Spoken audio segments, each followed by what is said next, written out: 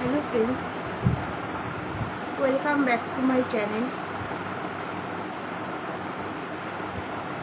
আশা করি ভালো আছো। আমি ভালো আছি। এই কথাটা বলাটাই আজকে দাঁড়িয়ে অসম্ভব বা অবাস্তব বলে আমি মনে করি। কারণ আমরা সকলেই দেখতে পাচ্ছি যে আমাদের দেশ জুড়ে কীরকম অবাস্তব কিছু ঘটে চলেছে। হ্যাঁ, আমি সেই আরজি করের তিলোত্তমা হত্যার কাণ্ড নিয়ে কথা বলছি। আমি একজন সাধারণ নাগরিক। আমরা বলি আমরা স্বাধীন রাষ্ট্রের স্বাধীন নাগরিক, আমরা স্বাধীন রাজ্যের নাগরিক। সত্যিই কি আমরা স্বাধীন? আমি আজকে এই প্রশ্নটা আপনাদের কাছে তুলে ধরছি। আমরা কি সত্যিই স্বাধীন? আমরা এই স্বাধীন রাজ্যে আমরা মেয়েরা কতটুকু স্বাধীন? কতটুকু স্বাধীন? আমরা কতটুকু স্বাধীনভাবে চলতে পারি? সমাজ কাকে বলে? সমাজ মানে কি?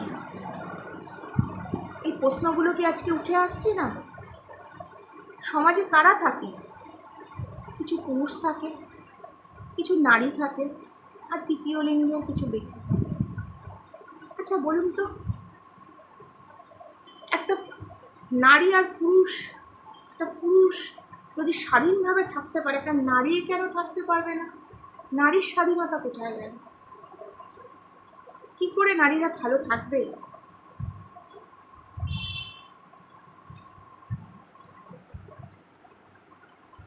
আজকে যে ঘটনাটা আমাদের আরজি কর হসপিটালে ঘটে গেছে, আমরা সাধারণ নাগরিক সরকারি হসপিটালে আমরা কেউ না কেউ কোনো না কোনো একবার গেছি ঠিকই।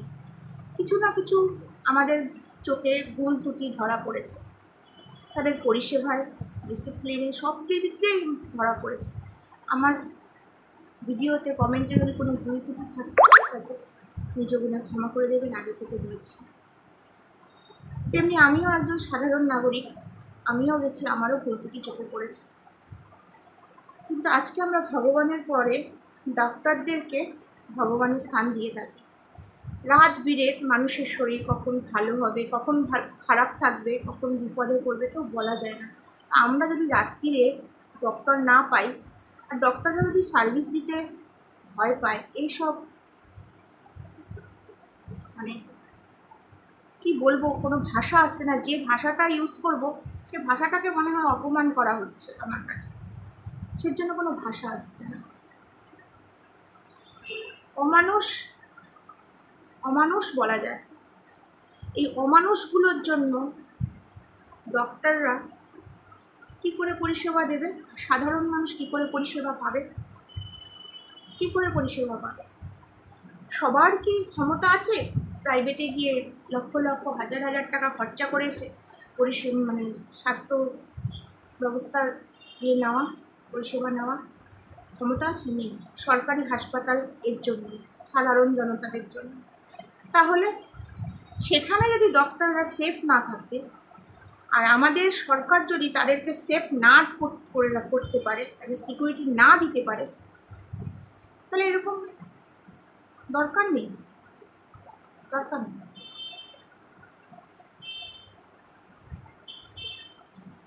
একটা নারীর মধ্যে কি এমন দেখে তারা, এই অমানুষগুলো, যে তারা লালায়িত হয়? আমি বুঝতে পারি না। ঘরে তো তার মা আছে না, সেই মাটাও তো একটা নারী। সেই মায়ের মধ্যে যা আছে, একটা আরও নারীর মধ্যে সেম জিনিস আছে। আমি সব নারীকে মায়ের স্থান দিতে বলছি না, সব নারীকে সব নারীকে বোন বা, কিন্তু ভদ্রতা সভ্যতা বলে তো কিছু আছে, সম্মানটুকু তো দেওয়া যায়। কেন দেওয়া যায় না? একটা পুরুষ হাফ প্যান্ট পরে, জাঙ্গিয়া পরে অ্যাড করতে পারে, হাফ প্যান্ট পরে বেরোতে পারে, নাইটে যখন তখন বেরোতে পারে। একটা নারী, একটা মেয়ে যদি রাত্রি 10টার পরে বেরোয়, একটা মেয়ে যদি ছোট ড্রেস পরে বেরোয়, তাহলে সেই মেয়েটা চরিত্রহীন। কেন কেন নারীরা নিজেরা এই সৃষ্টি করেনি এই শরীরটাকে, পুরুষকে যারা সৃষ্টি করেছে নারীকেও সেই সৃষ্টি করেছে। হ্যাঁ, আমি সেই ভগবানের কথাই বলছি। তো আমি বলতে চাই সেই অমানুষগুলোকে, সেই মায়ের মধ্যে যা আছে, এই যে গলার নিচে স্তন, কিছু এই স্তনের মাঝখানে ব্লাউজ পরলে, শাড়ি পরলে ভাঁজ পড়ে, লজ্জার কি আছে? এটা দেখে এত সেক্স ওঠার কি আছে? কি আছে? একদিন তো মাতৃস্তন পান করেই তুমি বড় হয়েছো, অমানুষ। হ্যাঁ, আমি সেই অমানুষগুলোকেই বলছি, একটি অমানুষ না, সমাজে এরকম হাজার হাজার অমানুষ আছে। আমি সেই অমানুষগুলোর কথা বলছি, সব পুরুষদের কথা বলছি না। সব পুরুষরা সমান নয়, কিন্তু কি জানেন, কিছু অমানুষগুলোর জন্য না এই পুরুষ সমাজটাকেই লজ্জিত হতে হচ্ছে। আজ আমাদের নারীর পাশে এরকমও অনেক পুরুষরা দাঁড়িয়েছে যারা আমাদের সম্মান করে, আমাদের এই কি বলবো, এই প্রতিবাদটিকে সম্মান করে। হ্যাঁ, বলুন তো কি আছে? কিছুদিন আগের একটা ঘটনা বলি। আমরা একটি রিক্সা করে, রিক্সা বলতে অটো রিক্সার কথা বলছি, কলকাতা শহরে অটোটা কমন সাধারণ মানুষের জন্য। অটো করে যাচ্ছি, আপনারা সবাই জানেন উল্টোডাঙা স্টেশনের কাছে কেমন ভিড় থাকে। সেই অটো ড্রাইভারটি বাবার সমতুল্য, তার মুখের ভাষাটি শুনলে আপনি অবাক হবেন। অবশ্য এখন অবাক হওয়ার কিছু নেই, তবুও আমি বলছি। তো একটি লেডিস, সে দেখে বোঝাই যাচ্ছে সে সারাদিন পর সে ডিউটি কমপ্লিট করে ট্রেন ধরতে যাচ্ছে, টাইমের ট্রেনটি না ধরলে সে বাড়িতে যেতে পারবে না। এমনও অনেক লেডি আছে সেই ভোরবেলা বেরোয়, সন্ধ্যা যে বাড়ি যেতে রাত্রি 10টা বেজে যায়। তো সেরকমই একজন লেডি সার্ভিস করে ট্রেন ধরতে যাচ্ছে। তো আমাদের সেই অটোটি ওখান দিয়ে যাচ্ছে ভিড়ের মধ্যে। সেই মহিলাটি তাড়াতাড়ি হেঁটে যাচ্ছে বলে তার পেছনে ব্যাগটা, হ্যাঁ আমি পেছনের ব্যাগ, কোমরের নিচের কথাটাই বলছি আপনাকে, যেটা আপনারা বলেন পাছা, হ্যাঁ কোমরের নিচেটার কথা বলছি, সেটি একটু হেলছে। সেই লোকটা কি বলছে জানেন? হাঁটা দেখাচ্ছে, হাঁটা। একটা কথা বলুন তো, বাবার সমতুল্য একটি লোক আর ওই মেয়েটি একটা মেয়ের সমতুল্য, তাকে কি কথাটা বলা শোভা পেয়েছে? আমি একজন প্রতিবাদ করলে কি হবে? আমার পাশে দাঁড়ালে আপনাদের মতো শত শত নারীরা রয়েছে। আজ জেগে উঠুন, আজ এগুলোর বিরোধিতা করুন। পথে ঘাটে যখনই দেখবেন একজন নারীর ওপর এরকম হচ্ছে, সাথে সাথে 10 জন নারী দাঁড়াবেন, তবেই সমাজ থেকে এই অসভ্য অমানুষগুলোকে শুধরানো যাবে। আর সেই সমাজটা শুধরাবে কোথা থেকে জানেন? আপনাদের কাছে রিকোয়েস্ট করছি, সমাজটা শুধরাবে না ঘর থেকে। সমাজে না ডাস্টবিন পরিষ্কার করে কখনো সমাজ সুধারক হওয়া যায় না, সমাজ শুধরানো যাবে না। সমাজটাকে তখনই শুধরানো যাবে যখন মানসিকতাটাকে সমাজ শুধরানো যাবে। যখন মানসিকতা শুধরে যাবে না, তখন সমাজ এমনিতেই শুধরে যাবে। সমাজ এমনিতেই শুধরে যাবে।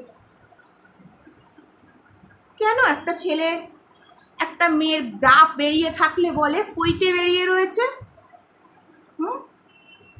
একটা মেয়ে শাড়ি পরলে, পিন আপ করে শাড়ি পরলে পেট দেখা যায়, সাইড দিয়ে দেখা যাবেই।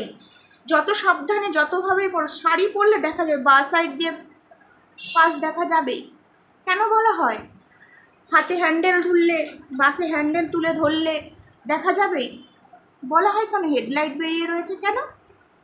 মার কি নেই ওই হেডলাইটটা? মা কি সেই পৈতেটা পড়ে না? বাড়িতে মা পড়ে না? কিংবা এই অসভ্যগুলো যখন বিয়ে করে তাদের ঘরে কি সব শুধু পুরুষ সন্তানই জন্ম নেয়? মেয়ে সন্তান জন্ম নেয় না? তারা কি মেয়ে সন্তানের পিতা হয় না? তাহলে সেই মেয়েগুলোর কি, সেই বাবা হয়ে পিতা হয়ে কি দেবে? আজ যে মেয়েগুলোকে, সমাজের মেয়েগুলোকে কুলসিত করছে, নোংরা করছে, আর সমাজটাকে নোংরা করছে, সে তার মেয়েটাকে তো সেই সমাজেই রাখবে। কী করবে তাহলে? কী করবে?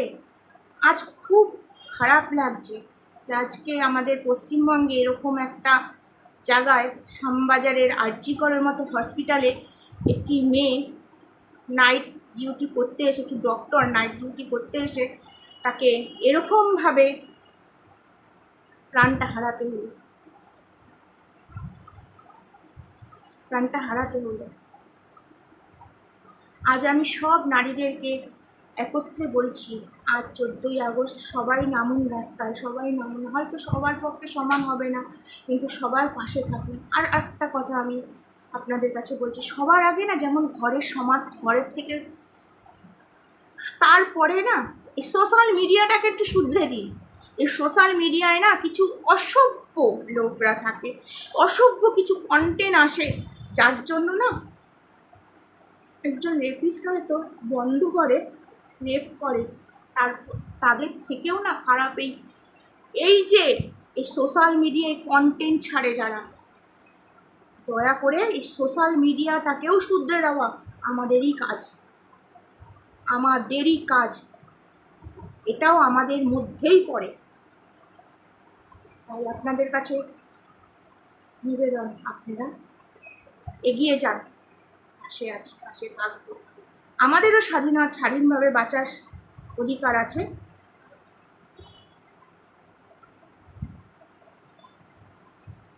আমরাও সমানভাবে চলতে চাই, যেমন পুরুষরা সমানভাবে থাকতে চায়, আমরাও সমাজে সেইভাবেই থাকতে চাই। আমরাও কোনো অংশে কম নয়। যেমন একটি সমাজে পুরুষের দরকার আছে, একটি নারীকেও দরকার আছে। প্রত্যেকের উভয়কেই দরকার আছে। সুতরাং কেউ কারুর থেকে ছোট, কেউ কারুর থেকে বড় আমি বলবো না, কিন্তু না এই অসভ্য লোকগুলোকে, এই অমানুষ লোকগুলোকে শাস্তি দেওয়া খুব জরুরি। আর মনে রাখার মতন শাস্তি দেওয়া জরুরি, যাতে স্মরণ করলে, পিছন দিকে স্মরণ করলে আর একজন ভয় পায় যে এরকমই শাস্তি হওয়া উচিত। আজকে কেউ সেফ না, কোনো নারী সেফ না। ঘরে নিজের মা সেফ না, নিজের বউ সেফ না, নিজের মেয়ে সেফ না, কেউ সেফ না, কোনোভাবে সেফ না। তো আমি বলবো সমাজটিকে ঘর থেকে নিজেদের মানসিকতা শুধরান, সোশ্যাল মিডিয়াকে শুধরান, তারপরে তো এই অমানুষগুলো আছে। আমাদেরটা আমাদেরকেই আদায় করে নিতে হবে, কেউ দেবে না।